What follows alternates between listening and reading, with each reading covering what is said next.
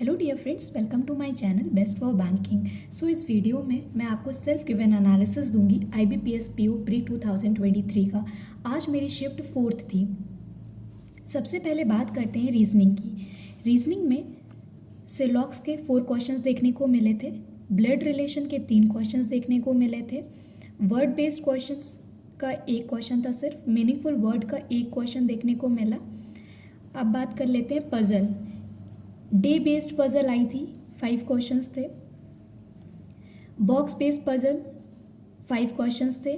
Parallel रो puzzle 5 questions थे। Total 14 थे और डबल वेरिएबल के ये सारे क्वेश्चंस थे।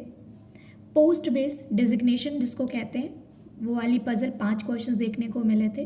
कोडिंग डिकोडिंग के 5 क्वेश्चंस देखने को मिले थे। अब बात करते हैं लेवल, किस तरीके का लेवल आज देखने को मिला। रीजनिंग का जो लेवल था वो इजी टू मॉडरेट है।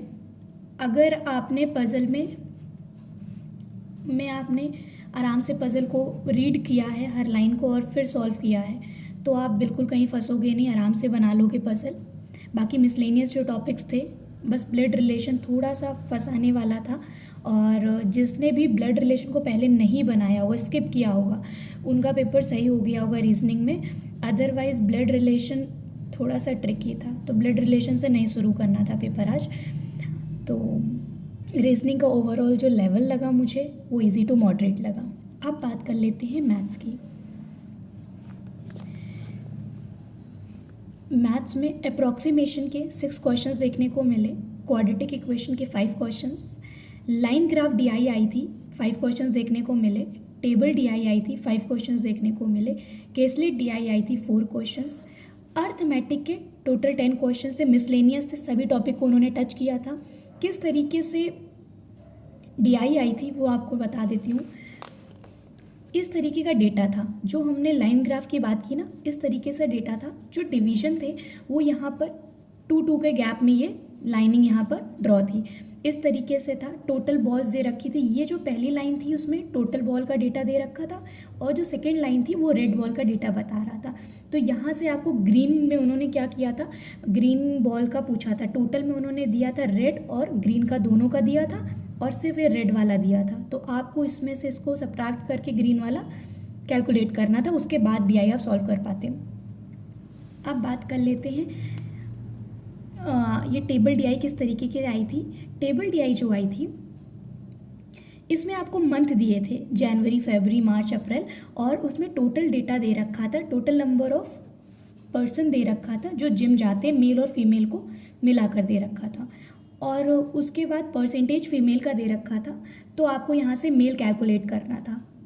इस तरीके का डेटा था। ये एग्जैक्ट डेटा तो नहीं मुझे याद कि क्या था, पर हाँ मैं आपको इस डेटा से ये बताना चाहती हूँ। इस तरीके से फिगर थे, राउंड फिगर में भी कुछ थे और कुछ आपके अप्रॉक्स में ऐसे क्वेश्चंस, मतलब इस तरीके का डेटा गिवन था उसमें। और जो परसेंटेज था वो तो इसी तरीके का था, कोई ऐसे होल नंबर नहीं था, 30, 40, 50, 60 ऐसे कोई परसेंटेज नहीं थे, सबको उन्होंने इस तरीके नंबर डाले थे। तो यहाँ से आपको मेल का परसेंटेज कैलकुलेट करने के बाद उन्होंने क्वेश्चंस पूछे थे।